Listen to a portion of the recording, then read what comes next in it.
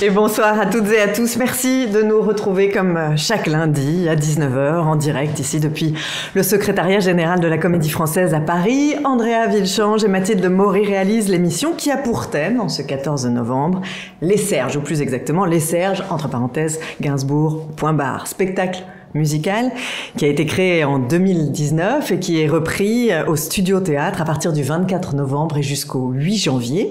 Sur scène, ils sont 6 à s'appeler Serge. Ce concert stand-up intime est une exploration sensible du poète Serge Gainsbourg. Chacun son Serge, finalement. Alors, pour évoquer ce spectacle, actuellement en répétition, j'imagine. C'est oui, ça? Tout à fait. Vous êtes au travail.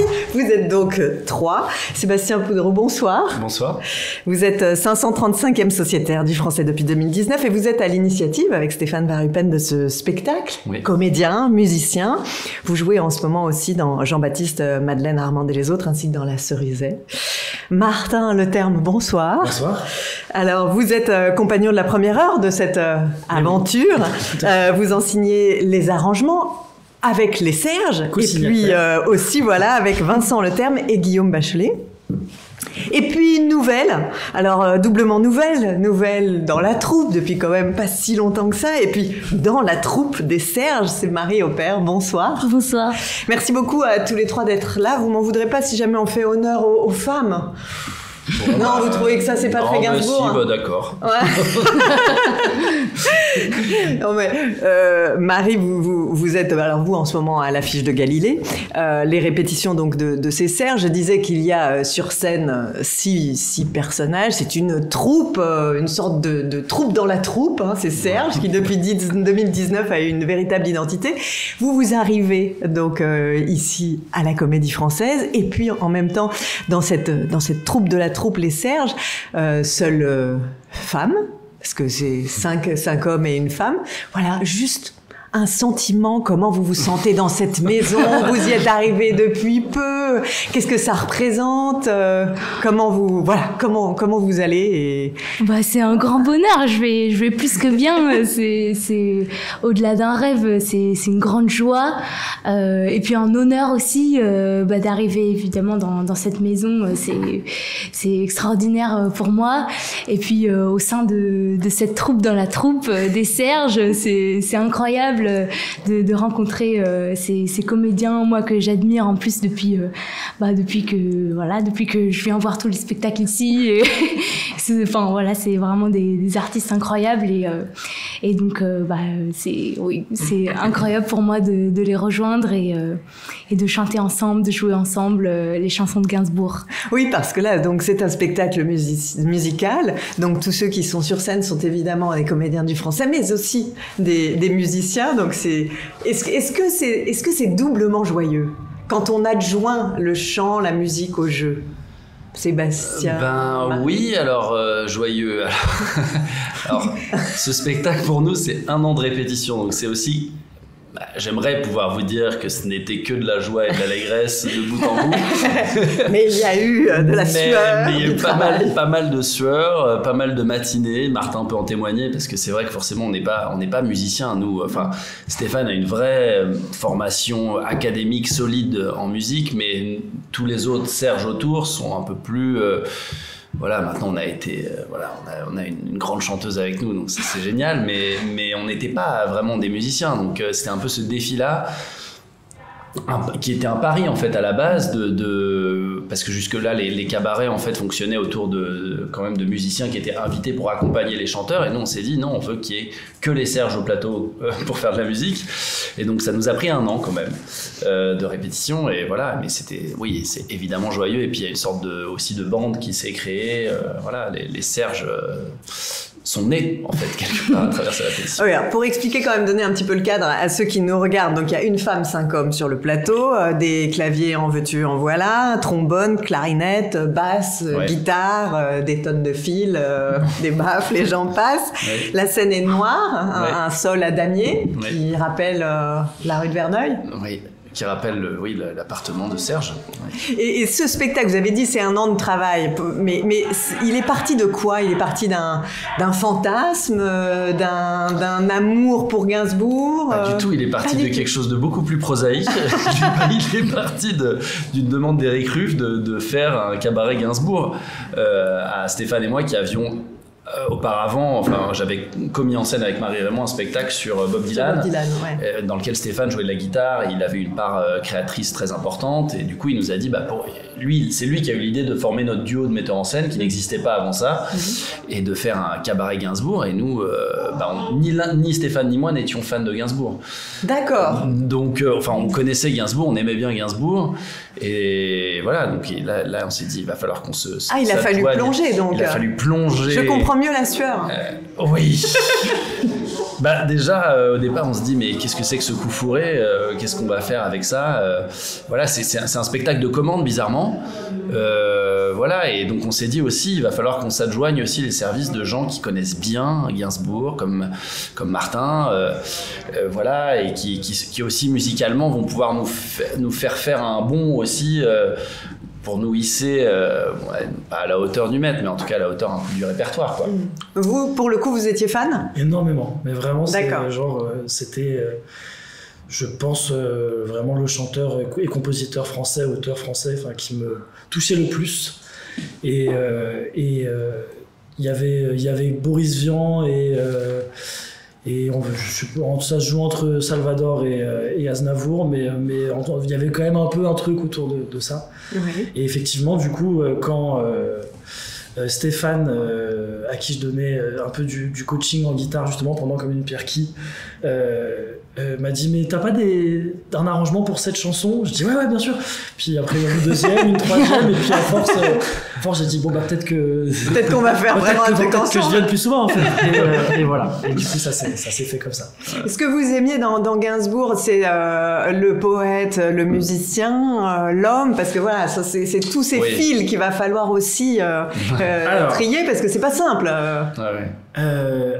Adolescent, moi j'aimais l'homme sans concession, autant l'homme que l'artiste. Maintenant je suis un peu plus mesuré, j'aime beaucoup l'artiste. L'homme, je pense qu'on peut en discuter, voilà. L'artiste, je pense c'est moins discutable, mais effectivement je trouve que il a dans l'écriture, je trouve ça dingue ce qu'il a fait. Musical et poétique. Musical et poétique, bien sûr. Et puis je pensais vraiment au texte, quoi. C'est-à-dire que je trouve que c'est un de nos plus grands auteurs, vraiment très bêtement, mais vrai. Quand il écrit pour les autres, tu vois la qualité des choses, et régulièrement, je découvre encore des trucs où je fais c'est lui. Voilà. Bon, il est partout. Sébastien, vous avez dit vous avez commandé un cabaret. En même temps, moi je disais concert, stand-up intime, c'est pas vraiment un cabaret. Si on explique un peu cette forme, elle est quand même particulière. On nous a commandé un cabaret, on s'est dit on ne fera pas de cabaret. Non, mais aussi parce que peut-être que si on avait fait un spectacle sur, je sais pas, quel grand chanteur de cabaret, on aurait fait autre chose. Mais Gainsbourg, c'est l'anti-chanteur de cabaret. Il s'est produit en tournée avec tout un tas d'artistes célèbres dans sa jeunesse, avec Brel, avec tous ces gens-là, et lui c'était vraiment c'est l'anti-showman, quoi, vraiment l'anti-showman. Et donc c'est ce qu'on se répète souvent en répétition, c'est que voilà, il y a un sens de la rétention. Il a une grande rétention. Donc on voulait faire un spectacle qui soit à l'image de ça. C'est-à-dire qu'il donne pas tout? Non, il le garde toujours sous le pied. Il a toujours des espèces de petites formules ironiques, cyniques, pour déjouer les questions, pour contourner les questions. Et c'est ce qui est génial chez lui, et tellement empreint de mystère aussi, de beaucoup de mystère. Et donc nous, ce qu'on voulait faire, c'était plus qu'un cabaret ou autre chose qu'un cabaret. C'est un portrait à 6 voix de Serge. Et on voulait pas que l'un de nous incarne Serge, comme moi j'avais fait sur Bob Dylan, parce que ça nous semblait bizarrement plus périlleux du fait que c'est un Français, il nous est très proche, en fait. Cette figure-là nous est très proche. Donc se mettre à jouer Gainsbourg, c'était plus intéressant de faire un portrait à plusieurs, parce que aussi Gainsbourg est aussi très contradictoire. Il est composite, il est fait de, lui-même dit Gainsbourg, Gainsbar. Oui, il a plusieurs périodes comme un peintre. Voilà, il a plusieurs périodes, plusieurs facettes, plusieurs attitudes, un sauvage, un déchaîné, un extrêmement poétique et sensible, un timide et un extraverti. Enfin, il a beaucoup de facettes. Et je disais cet après-midi en répétition, on faisait le chœur des sucettes, parce qu'à un moment on chantait les sucettes a cappella. arrangement Vincent Leterme, parce que c'est une entreprise familiale. Le père, donc, dans la famille. Le père de Martin. Et du coup, là, je me suis mis un peu à l'extérieur pour regarder un peu les acteurs faire les sucettes. Et puis, on est censé tous faire un peu des enfants de cœur sur les sucettes. Ça, c'est un contrepoint à cette chanson qui parle de bien autre chose que de sucettes. Et je disais, c'est bien parce que chacun a son enfant de cœur, quoi. L'enfant de cœur Stéphane Varupen n'est pas le même enfant de cœur que Mario Père, quoi. Et donc, ça raconte bien l'aspect composite de Gainsbourg. Chacun a son Serge. Chacun cherche son Serge. Ouais. Vous, Serge Gainsbourg, c'était quoi pour vous? C'est aussi quelqu'un que vous avez aimé écouter, chanter, ou pas fan de la même manière que d'autres de ces Serges? En effet, j'ai un peu grandi aussi avec la chanson française. Dans ma famille, on écoutait beaucoup ce répertoire-là. Mais Serge Gainsbourg, précisément, je connaissais pas tant que ça. En fait, je me suis rendu compte, là, du coup, en me plongeant dans tous ses albums, dans son histoire aussi. J'ai découvert un personnage, quoi, au-delà d'un artiste complètement polyvalent et éclectique, autant dans sa musique que dans son écriture. Et donc, c'était vraiment fascinant, en fait, de le découvrir vraiment, parce que je me suis rendu compte que je connaissais pas du tout, quoi. Donc, voilà. Et Gainsbourg, c'est vous qui dites d'ailleurs le mythe quelques degrés au-dessus de la star, c'est ça? Non, et on lui demande s'il est célèbre, il dit je suis un mythe vivant, c'est quelques degrés au-dessus d'une star. C'est ça. Ce mythe vivant, quand on veut l'arranger, quand on veut le triturer, c'est plus difficile qu'avec un autre? Ouais, je crois, ouais. ouais, quand même, parce que du coup, il y a des choses qu'il faut un peu se dégager en se disant non, mais c'est sacré, on n'y touche pas. Et en même temps, des choses, il faut dire oui, mais lui, il aimait bien défoncer ce qui était sacré aussi. Donc, voilà. Il faut trouver le juste milieu entre, évidemment, le public a des attentes par rapport au répertoire et tout ça. Et faut pas non plus arriver et leur dire on vous emmerde, mais il faut quand même avoir un peu envie des fois de défoncer des choses quand il faut les défoncer. Ouais. Parce que vous avez choisi des chansons volontiers connues, en fait. Oui. Non, mais du coup, c'est quasiment peut-être encore plus difficile de sentir une forme de liberté. Après, c'est vrai qu'il y a un peu un défi quand on nous propose de faire quelque chose sur Gainsbourg. On n'allait pas choisir que des chansons que personne ne connaissait. Enfin, il y aurait eu un côté un peu pervers de notre part. Il faut quand même que les gens puissent... Enfin, ça fait aussi partie du plaisir, je pense, du spectateur de voir quelque chose. Après, on a aussi... En fait, l'option qu'on a prise, c'est aussi de rendre hommage un peu à tous les styles de Gainsbourg. Donc c'est ce qui fait que, par exemple, on fait les sucettes a cappella, ou on fait je suis venu te dire que je m'en vais en reggae, parce que le reggae a beaucoup compté pour lui. Le reggae est toute une affaire. À chaque répétition, on s'arrache les cheveux parce qu'on n'est vraiment pas reggae. On n'avait pas le groove du reggae. On n'arrive pas. Il faudrait peut-être qu'on fume des joints mais c'est difficile.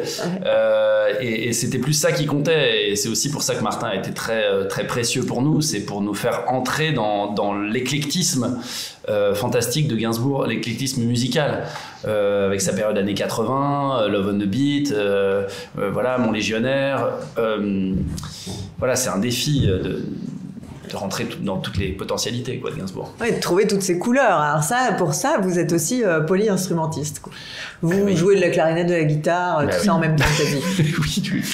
Oui. Un instrument dans chaque main. Oui. Non, mais après, on avait tous une pratique musicale.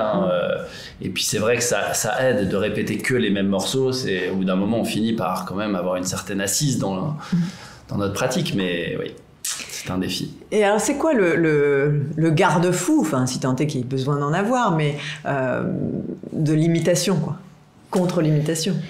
C'est-à-dire que, il faut parler du risque de mal imiter Gainsbourg, c'est ça? Oui, ou tout simplement, de mal. Enfin, non, mais je veux dire, ce qu'on sent quand on voit les Serges, c'est que chacun a vraiment son Serge, en effet. Mais je me demande comment c'est arrivé dans le travail, ça. En fait, le garde-fou contre l'imitation, c'est qu'on a passé notre temps à se dire, c'est autant un portrait de lui que de nous. Déjà, donc en fait, quand on parle de lui, chaque acteur n'est pas sommé de jouer Serge. puisque chacun joue Serge. Donc c'est déjà ça c'est un garde-fou, c'est qu'il n'y en a pas qu'un, qu'il y en ait plusieurs. Déjà il n'y a pas le poids de l'interprétation et du mimétisme qui repose sur un acteur, ce qui peut être vraiment lourd à porter quoi, pour une figure comme ça. Et puis en fait quand on joue des bouts d'interview, des moments de Gainsbourg. Et donc, c'est aussi, ça passe par nous, par notre sensibilité et par ce qui nous plaît, ce qui nous touche, ce qui nous amuse dans sa façon de répondre aux questions, dans son esprit en fait. En fait, on a voulu rendre hommage à son esprit, parce que presque même avant de rendre hommage à sa musique, c'est comme disait Martin, c'est son génie, son à-propos, son sens de la formule. Et je disais tout à l'heure, faudrait qu'on réponde aux questions comme on chante les chansons et qu'on chante les chansons comme on répond aux questions en fait, qui est presque aucune aux questions des journalistes, parce que oui, voilà, vous imaginez une figure de journaliste qui serait une sorte de fil conducteur, et en fait on est tous des journalistes et on est tous des cherges. On se pose des questions et voilà, et on change de rôle tout le temps. Vous avez plongé dans les archives pour faire ce découpage méticuleux de punchline. Ouais, mais en même temps il y a l'embarras du choix, parce qu'il y a tellement de choses, tellement d'interviews mythiques, parce qu'il est jamais à l'endroit où on l'attend. Enfin, les interviews de Delphine Glaser, il y a des minutes entières de silence, de pages entières, ce que tu peux plus du tout voir aujourd'hui. Ouais. C'est vraiment, il y a un mot toutes les 30 secondes, et rien n'est coupé. Et donc ça, c'est aussi très précieux comme dynamique théâtrale aussi, c'est intéressant, quoi, parce qu'on est aussi dans quelque chose d'absolument pas efficace. Voilà. Et cet esprit de provocation qu'il a, c'est quoi? C'est nécessaire à la création? Eh ben, j'ai une réponse à apporter. Non, mais sur la provocation, il dit toujours, quand on lui dit vous aimez la provoque, il dit la provocation c'est comme quand tu secoues les gens, il y a toujours quelque chose qui tombe, des petites pièces de monnaie, un briquet, des trucs. Donc oui, c'est ça. Faut juste l'avoir un peu en tête. Après, il y a des gens qui trouveront que je sais que quelqu'un a dit que notre spectacle était un peu sage ou un peu qu'il y avait quelque chose. Nous, c'est pas le Gainsbourg. Enfin, si c'était pour montrer l'image du Gainsbourg que tout le monde connaît, c'est-à-dire le mec qui dit à Whitney Houston I want to fuck you. Enfin, cela dit, on fait une allusion à ça dans le spectacle. Donc c'est un exemple mal choisi, mais le billet, par exemple, ou des trucs comme ça. Ou le billet, ou brûler le billet, ou tout ça. Vous l'évoquez aussi, ça d'ailleurs. Oui, on l'évoque en plus. Donc j'ai que des mauvais exemples. mais c'est surtout. C'est pas ça qui fait sa rareté. Ce qui fait sa rareté, c'est son génie, son talent d'écriture, sa poésie, et voilà, sa personnalité. Alors justement, cette langue, est-ce qu'elle est facile à chanter, à parler aussi? Parce que je crois que c'est Stéphane qui parle. Ouais. C'est assez jouissif quand même de pouvoir dire ces mots. Enfin, c'est vrai que c'est une langue particulière, et puis qu'on reconnaît aussi, je trouve, qu'il y a vraiment une touche personnelle de Gainsbourg. Donc moi, je trouve ça plutôt agréable d'essayer de s'approprier ça, quoi. C'est quand même quand on a un super matériel à interpréter. Enfin, c'est quand même génial, quoi, de pouvoir faire ça. Ouais, il y a une métrique particulière, et ça, évidemment, pour l'arrangeur que vous êtes, c'est un puzzle très délicat, j'imagine. Parce qu'il y a quelque chose d'extrêmement raffiné. C'est une géométrie à respecter, effectivement. Ouais. C'est vraiment ça. C'est que il faut que j'ai l'impression qu'il faut que ce soit la musique au service du texte, toujours. Surtout pour Gainsbourg. Ouais. C'est quand même le truc où on s'est même pris la tronche là-dessus, où il y avait des arrangements des fois qui ne mettaient pas pas le texte en valeur, mais la musique était trop cool à jouer, mais on se disait oui, mais là si on perd du texte, si on perd même le sel de la chanson, en fait c'est pas la bonne direction. Et c'est quoi? C'est aussi beaucoup la respiration, les silences, vous les évoquez dans des interviews qu'il a pu donner, mais il y a aussi dans la manière d'interpréter et dans l'écriture purement musicale, de temps en temps, une dilution du temps, justement. Oui, il y a de ça aussi. Mais en même temps, je réfléchis, mais on a bougé un peu des tempos quand même à des moments aussi, quand même. Aussi parfois quand ça fait besoin. Mais c'est pas je cherche un exemple, mais c'est pas Eminem en même temps. Il va pas débiter non plus à toute vitesse. Donc c'est vrai que il y a un truc où on reste à un endroit quand même où il y a pas non plus oui, le silence est important pour le coup, effectivement. Puis il y a une liberté aussi, je trouve, dans son interprétation à lui, quand on le voit dans des concerts ou même des performances à la télé. Il y a vraiment, on sent que c'est sur le moment aussi, quoi, sur le présent, et qu'il y a une genre de nonchalance, de liberté comme ça, qui est rare et qui est trop belle. Et c'est intéressant de travailler là-dessus aussi, je trouve. Puis on voit qu'il goûte quand même ces mots qu'il a trouvés lui-même. Il y a un plaisir à les donner, à les poser un peu nonchalant comme ça. Ah oui, parce qu'il a un rapport sensuel et sexuel à l'écriture, donc c'est souvent il parle souvent de sexe dans ses chansons, donc oui, il y a une volupté du langage à trouver aussi. C'est vrai que tu peux pas faire l'économie de ça quand tu t'attaques à Gainsbourg, quoi. C'est pas chanter ça comme tu vas chercher le pain, quoi. C'est sûr. Il y a une... En même temps, il y a quelque chose de très qui ressort beaucoup, je trouve, dans le maillage que vous avez fabriqué, qui est quand même cette partie. Alors, vous dites, je sais pas si l'homme aujourd'hui, je l'adore, l'artiste, ça, je pense que c'est assez incontestable, mais l'homme, c'est plus compliqué. Mais il y a quelque chose de cet homme qui est quand même, je trouve, très touchant, qui est l'honnêteté. Aussi quelque chose, non mais je veux dire de très de temps en temps, alors ça peut être provocateur, très entier, très franc en fait. Oui bien sûr. Et ça c'est quand même une forme de liberté. Oui, tout à fait. Alors après moi c'est une question qui m'intéresse beaucoup, quoi. L'honnêteté, quelle est-elle? Je pense que c'est toujours ambigu et plein de paradoxes aussi, parce qu'il est à la fois extrêmement sincère et vrai, et en même temps par certains aspects il se cache, et c'est Lautner qui lui dit mais on a l'impression que tu t'es toujours en train d'esquiver, de te faufiler, et il dit mais je tiens pas à ce qu'on m'attrape, et Lautner lui dit mais oui, mais tu vas pas très vite quand même. Oui, il est très paradoxal. Pas très vite. Donc il y a un paradoxe. Il y a un paradoxe fondamental, et ce paradoxe il existe aussi dans son rapport à la vérité, quoi. Oui. Il est aussi capable de sacrifier une vérité sur l'autel d'une bonne formule. Enfin, mais bon, il a un besoin de séduire.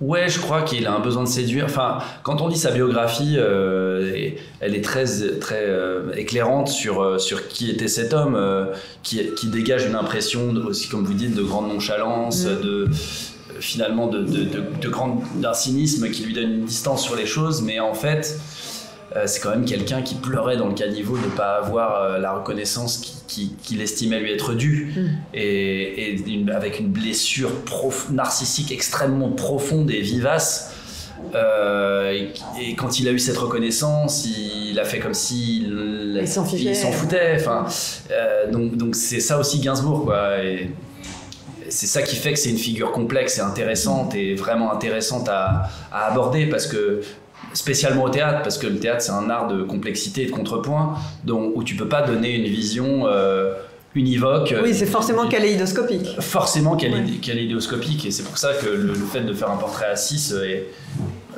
intéressant spécialement pour une figure comme celle-là, quoi. Ce qui est intéressant, c'est que c'est un portrait que moi je trouve très intime, qui n'est pas l'intimité tabloïde, qui est l'intimité vraiment du processus de la création. Comment vous l'avez monté, ça, et qu'est-ce que vous pourriez dire de son processus créatif les uns les autres, dans ce que vous avez pu éprouver en travaillant cette matière des mots, matière des arrangements, matière des interviews Son processus créatif à lui. Moi, ce qui me paraît le plus flagrant chez lui, c'est ce qu'il dit, c'est la façon dont il écrit les chansons. C'est-à-dire, il dit je me lève, je consacre une grande partie de ma matinée à l'ingestion d'une grande quantité de boissons alcoolisées. Voilà, ça on l'a pas fait. Je continue. Oui, parce qu'il va falloir que vous nous parliez de ces matinées de travail, parce que là, on est quand même un peu. On est tôt le matin dans la classe. Il allait nous raconter ça. C'était fondamentalement incompatible avec la pratique instrumentale. Non, on veut savoir. En tout cas dans notre cas, et voilà, je continue la journée en buvant tout un tas de boissons variées. Et puis à un moment, entre 18h et 19h, j'écris sur un bout de table 3 lignes qui vont faire une chanson. Ce qui est très difficile, c'est de retrouver quelque chose de ce rapport apparemment...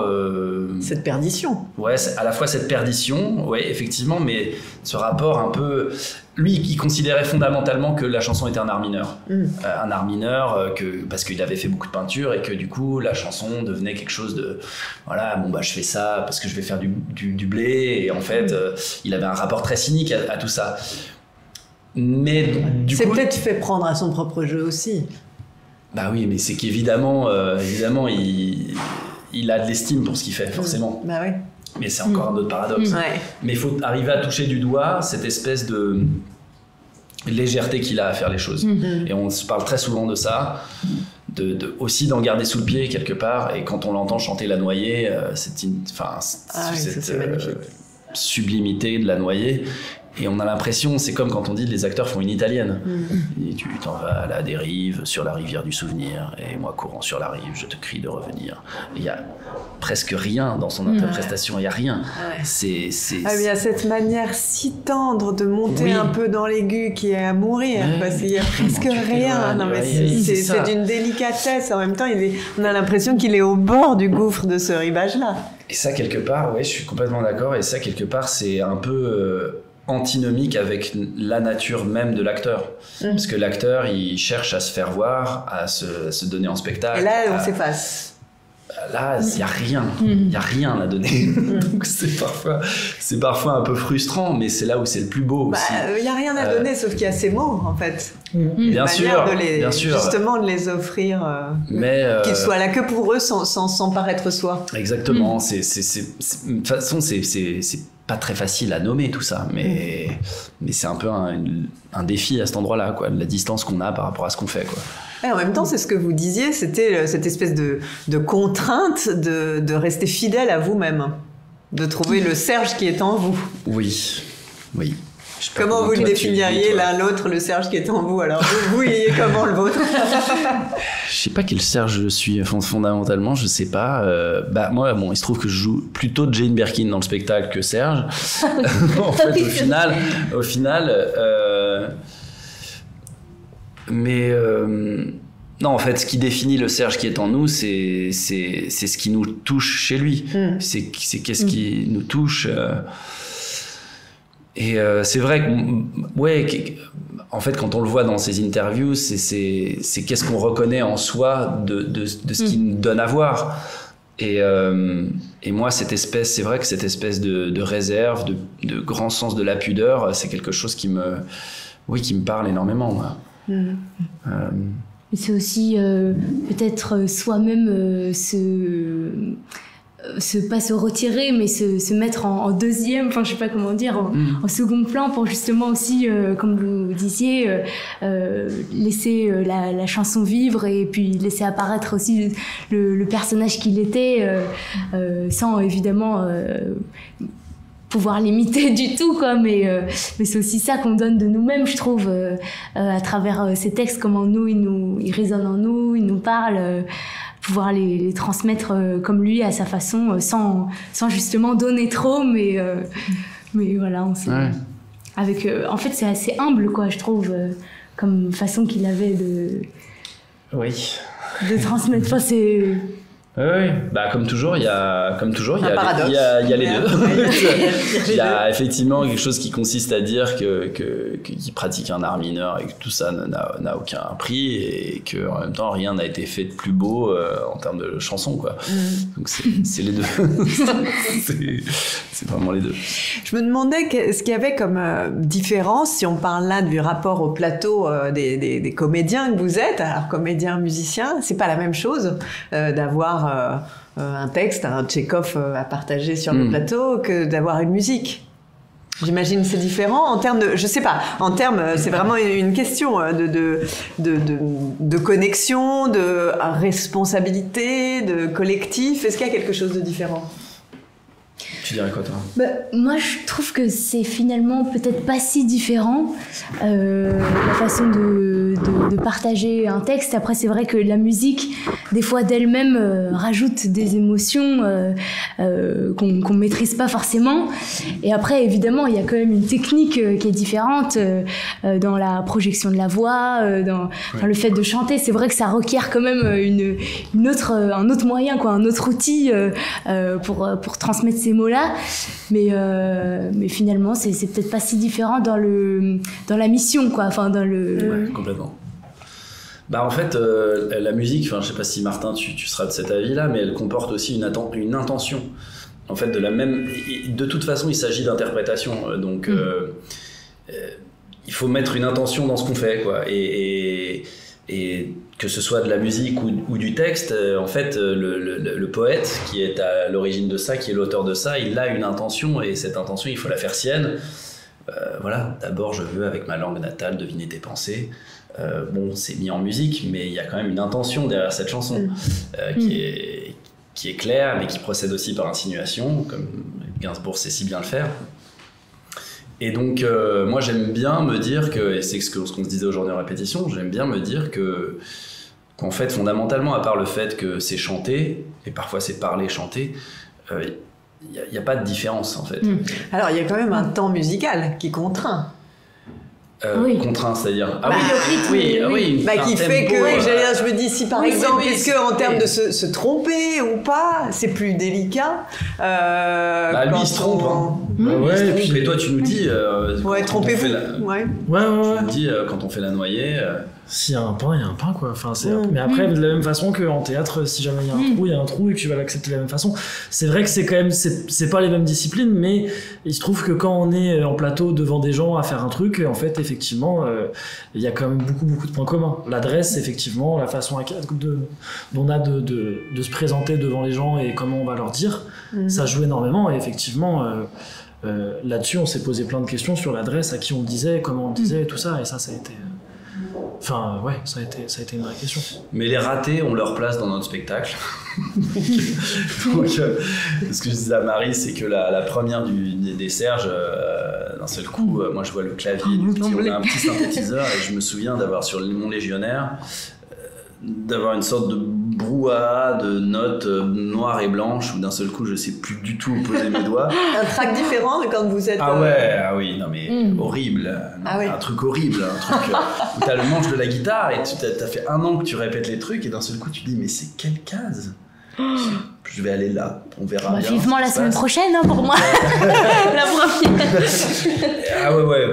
Moi j'ai expérimenté vraiment un track fondamentalement différent parce que le track du métier d'acteur, au bout d'un moment on a fini par le dompter. On a plus d'appréhension, on a plus d'appréhension.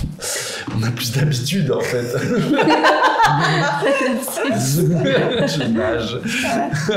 C'est ça, c'est la pratique aussi. Non, mais c'est une pratique. Je me rappelle qu'Éric Genovese, je fais complètement une digression, mais Éric Genovese sur La Cerisay l'autre jour, il a dit, il est censé dire au dernier acte, avant d'avoir vendu La Cerisay, on était un peu inquiets et tout ça, et maintenant qu'on a vendu La Cerisay, on est tous apaisés. Et il a pas trouvé le mot apaisé. Il a dit maintenant qu'on a vendu La Cerisay, on est tous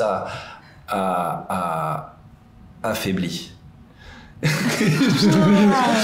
mais il y a donc ça c'est vraiment un pain. Si on faisait de la musique ce serait vraiment un accord pourri mais à la dernière note quoi. Mais en fait nous on a tellement la pratique de ça que d'un seul coup c'est vrai que ça résonne d'une manière tellement intéressante par rapport à la pièce, par rapport à lui, à l'histoire de ce personnage dans la pièce. Donc on a une familiarité plus grande avec ce genre d'accident quoi.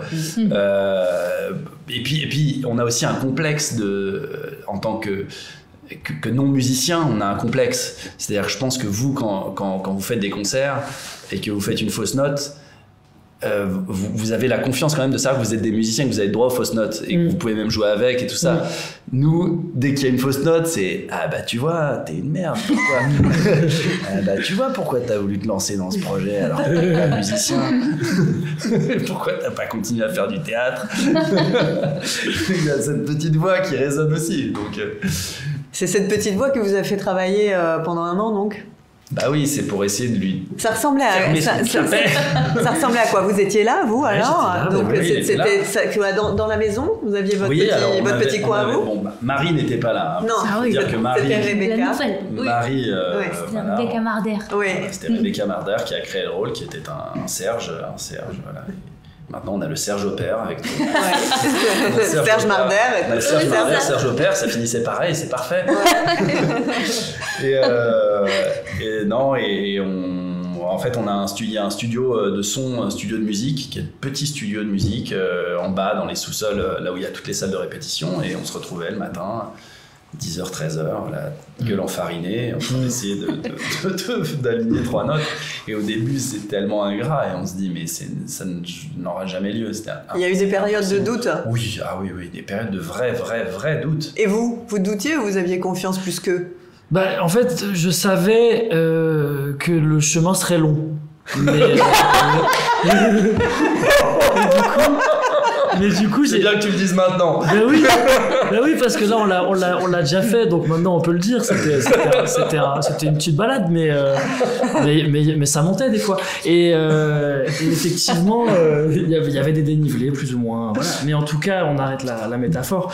C'était évident qu'on arrivait, qu'on savait qu'on devait bosser sur telle ou telle chanson et qu'on devait arriver à trouver comment la dire, en fait, effectivement. Et comment on l'arrangeait, avec quelle instrumentation. Puisqu'effectivement on n'avait pas non plus un orchestre à cordes, on n'avait pas non plus il y avait plein de choses qu'on n'avait pas, et du coup il fallait trouver comment les dire autrement. J'étais pas le seul sur la tâche, mais effectivement on s'est réparti les choses de cette façon suivante. Guillaume était plutôt sur tout ce qui était synthé. C'est-à-dire quand il y avait du synthé et qu'il fallait faire de la programmation, qu'il fallait trouver une façon technique d'amener les choses par rapport à la MAO, il était plutôt de ce côté-là. La MAO, la musique assistée par ordinateur, pardon. Merci. Bonsoir MAO. Bonsoir MAO. Donc quand il fallait bidouiller sur l'ordinateur, il était là. Quand il fallait faire des acapellas et plutôt accompagnement piano plus classique entre guillemets, c'était Monsieur le Terme Senior qui s'en occupait, et son propre père, son propre géniteur lui-même, et quand c'était plus guitare basse batterie saltimbanque et on boit des pastis et tout ça, on faisait appel à moi, voilà. Et du coup effectivement on s'est réparti les choses comme ça, et donc j'étais plutôt sur les choses qui étaient plus typées musique actuelle en tout cas. Voilà. Quand vous avez parlé on a beaucoup réfléchi à qui on s'adresse. Est-ce que ça a à voir aussi avec le volume de ce qui est proposé? Je veux dire, de façon sonore, c'est vrai qu'il y a des choses qui sont très intimes. Enfin, il y a beaucoup de changements, je trouve, de climat. Est-ce que ça participe de ça? On s'adresse à qui? Comment on dit les choses? Et du coup, on imagine? Ou est-ce que c'est d'avoir répété dans un petit endroit qui a induit des formes plus intimes? Est-ce que c'est quoi? Comment? Parce qu'il y a beaucoup de variations. D'une manière, sur Marilou. Variation sur Marilou. Oui, pardon. J'ai bien senti que vous l'aviez pas. J'ai bien senti que vous l'aviez pas. Vous m'avez regardé comme ça. Je vous ai laissé comme deux ronds de flanc. Ça y est. Il y a beaucoup de variations. Non, mais disons qu'il y a une tonalité générale du spectacle qui est quand même assez intime. Oui. Mais ça c'est à part quelques morceaux qu'on joue d'une façon un peu concert comme Boomerang ou Légionnaire, le reste du spectacle a quelque chose d'intime parce que c'était le langage qui nous correspondait bien à Stéphane et moi, parce qu'on a chacun, l'un et l'autre, pour des raisons personnelles, un certain sens de la réserve aussi, et que on a tout de suite situé ça dans un appartement, quoi. C'est pas une salle de spectacle, c'est un appartement. Donc on voulait donner le sentiment au spectateur qu'il était un peu, moi j'aime beaucoup ça, qu'il avait la chance de voir quelque chose, que c'est pas quelque chose qu'on va lui donner à voir, mais que lui il a la chance de pouvoir assister à, comme d'être en coulisses, comme un peu d'être en coulisses, exactement. Et d'être un peu dans la tête de Serge aussi, quoi. Comme dans son studio d'enregistrement. Ouais, exactement. Rue de Verneuil. Moi, je le vois. Je me raconte comme ça, comme un showcase privé. Exactement. Avec 6 Serge qui te font un showcase rue de Verneuil. C'est quand même pas mal. C'est pas mal. À ce prix-là, attendez. C'est pas mal. Foncez. Et Jane, que vous jouez si bien, Oui. elle est venue? Oui, elle est venue, oui. Elle est venue avec Charlotte, d'ailleurs. Ça devait être, j'imagine. Ah ouais, parce que justement, c'était lunaire. Vous recevez chez Serge, donc incroyable. vous les recevez chez elle, d'une certaine manière. Ouais, bien sûr. C'était un moment très très troublant, vraiment très troublant. Ouais. Pour nous, on était assez fébriles, bizarrement. On était. C'est. Mais elle adorait en plus. Oui, elle a adoré le spectacle. Et après, elle est revenue faire aussi un plateau avec nous, voilà. Mais c'est toujours un peu inquiétant parce que, bon, pour les gens qui le connaissent pas ou qui le connaissent à travers des... à travers l'image que tout le monde a, c'est une chose, mais c'est vrai que... Et c'est assez intime à lui. Voilà, et d'autant que dans ce spectacle, on essaie de rendre compte de vraiment son humanité, quoi, ce qui fait ce que c'est que cet être humain-là, comment il fonctionne. Donc c'était très effrayant pour nous de nous tromper, même Stéphane Varupen, à qui il en faut beaucoup pour être effrayé. Elle était un peu fébrile, j'étais assez content. Je me suis dit, quand même, il est humain après tout. Finalement, lui aussi. Comment Jane On pourrait quand même présenter les 4 autres là. Non. Ah non, pas les Serge. Les Serge, en fait, c'est pas les copains d'abord, pas du tout. Ils sont pas unis. C'est ils pas sont important. pas. Oui, bien sûr. Alors, il y a qui déjà? Alors, il y a Johan Gaziorowski, Benjamin Laverne, Noam Morgenstern et Stéphane Varupen qui a commis en scène. Et donc, qui chacun joue plusieurs instruments.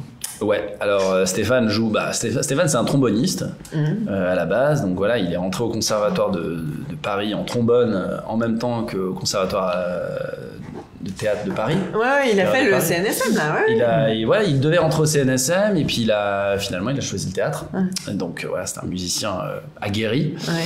Donc il joue du trombone et de la guitare très bien. Noam joue du piano. Benjamin Laverne est un polyinstrumentiste, mais il ne joue que de la guitare et de la basse, mais aussi il joue aussi du piano, mais voilà. Et de la batterie. Et de la batterie, et de la guitare, basse, batterie, pardon.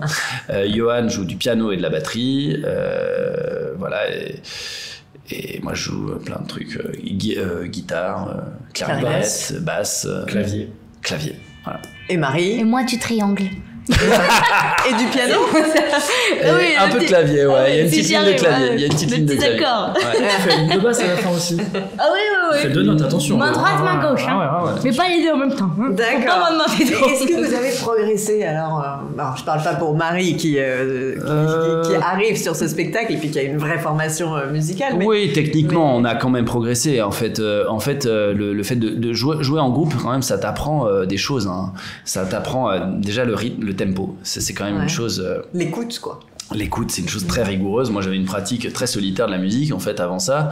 Et ça m'a appris quand même une sorte de rigueur pour être ensemble, quoi. Et ça, c'est aussi génial de sortir d'une expérience comme ça en se disant que musicalement, on a avancé, quoi. Bah oui, j'imagine que c'est quand même c'est extrêmement à la fois gratifiant et puis ça ouvre sur plein d'autres rêves. Et puis on a la chance aussi de pouvoir, quand on fait une série au studio comme ça, de pouvoir faire des concerts, une série de concerts que aucun musicien ne fait. C'est-à-dire que nous on fait 36 dates de concerts quasiment d'affilée, quoi, en fait. Et du coup ça c'est quand même voilà, il y a des c'est une charge, bien sûr. Voilà, donc il y a même des musiciens qui viennent nous voir, qui nous disent que c'est bien. Et puis quand on est arrivé premier jour de répète là pour la reprise, ils avaient pas joué depuis au moins 2 ans, et en fait, c'était dans leur corps, quoi. C'était tout de suite le concert, quoi. Moi je suis arrivée, j'arrive, moi je suis une nouvelle. C'est dès qu'on travaille un autre morceau que il y a un répertoire très ciblé. Là. On est ça beaucoup roule. moins aguerris tout de suite. Eh bien, c'est formidable. Ces 36 dates, ça commence le 24. Je regarde derrière vous, Marie. Du 24 novembre jusqu'au 8 janvier. C'est donc au Studio Théâtre que ça se passe.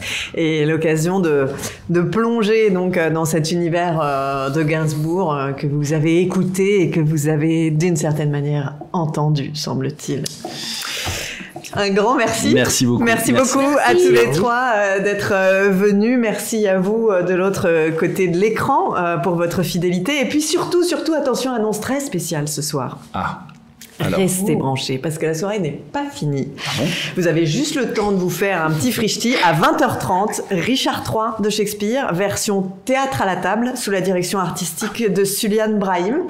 Le choix de ce texte qui s'inscrit dans le cadre de la très belle programmation numérique de la Comédie Française, mais aussi en écho au programme du bac. Alors rendez-vous à 20h30. D'ici là, vous pouvez vous pencher sur le site du théâtre qui fourmille de contenu, notamment pour les lycéens, donc les plus motivés. Et puis, d'ailleurs, ce théâtre à la table sera suivi aussi du grenier de Thomas Ostermayer, avec comme sujet, rien moins que mettre en scène Shakespeare. Donc, très belle soirée à la Comédie Française. Et encore, merci beaucoup à tous les trois. Lundi prochain, vous retrouvez Béline Dola à 19h.